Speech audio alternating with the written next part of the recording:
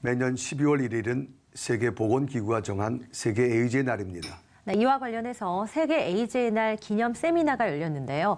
연세대학교 의과대학 감염내과 김준명 교수 모시고 관련 이야기 나눠보겠습니다.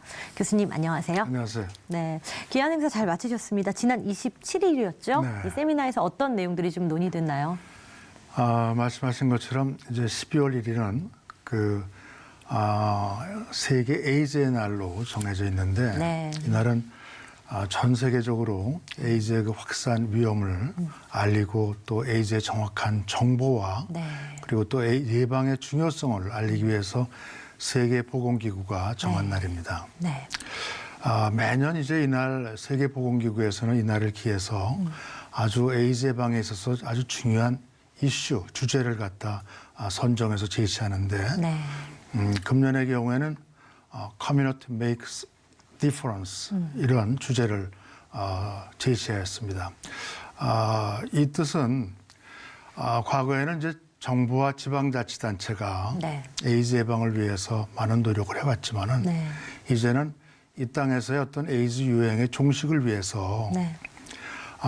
지역사회 공동체, 민간단체가 중요한 영향을 미치는 그런 중요한 역할을 해야 된다.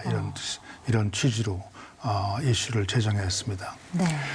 그런 취지에서 국내에서 이제 여러 에이즈 예방 운동에 관여하는 민간단체들이 함께 모여서 네.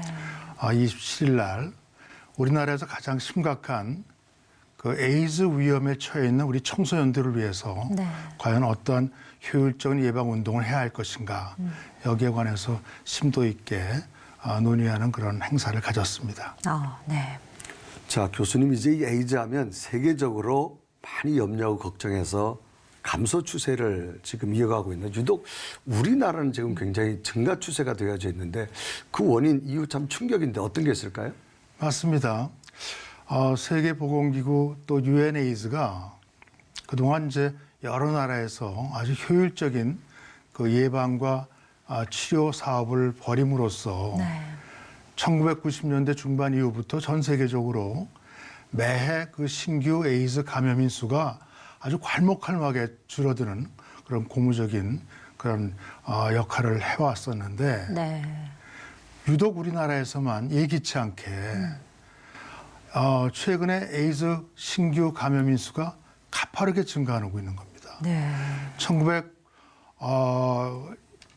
2010년경에 그 이후에 우리나라에서 갑자기 에이즈 신규 감염인 수가 증가하기 시작하더니 13년을 지나서는 매년 1,000명 이상 발생되는 거예요. 네.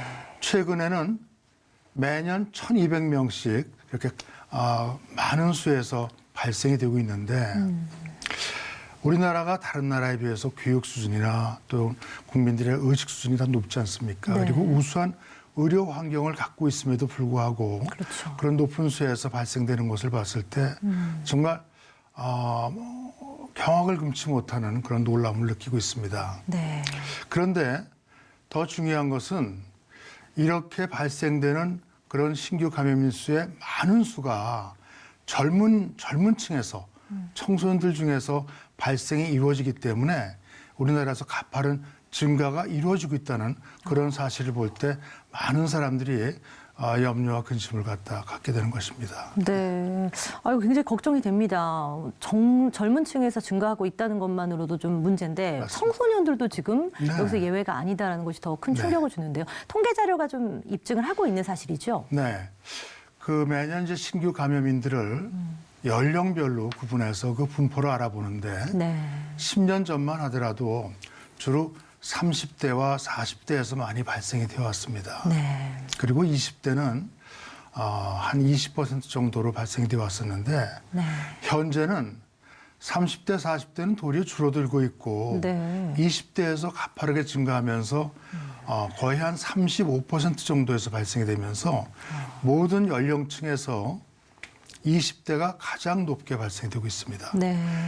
더불어서 10대에서도 지금 빠른 증가를 보이고 있습니다. 네. 자, 이처럼 이 청소년들의 증가 추세를 보면서 참 놀라지 않을 수 없는데 우리 교수님은 지난해 그 논문을 쓰셨는데 남성 동성애와 에이즈와 연관성 그걸 한번 발표하신 어떤 내용인가요?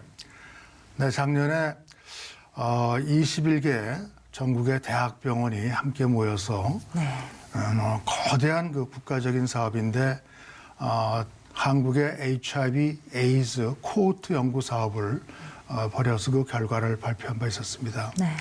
그 결과에서 보면은 우리나라에서 가장 주된 빈번한 그 에이즈의 감염 경로는 동성 간의 성접촉이 동성 간의 성접촉임이 이제 밝혀졌고 그 수는 전체에서 60% 이상에서 그렇게 밝혀졌습니다. 네. 그리고 우리가 많다고 여겼던 이성 간의 성접촉은 실상은 한 34% 정도에 그치는 것을 제가 밝혔는데 네.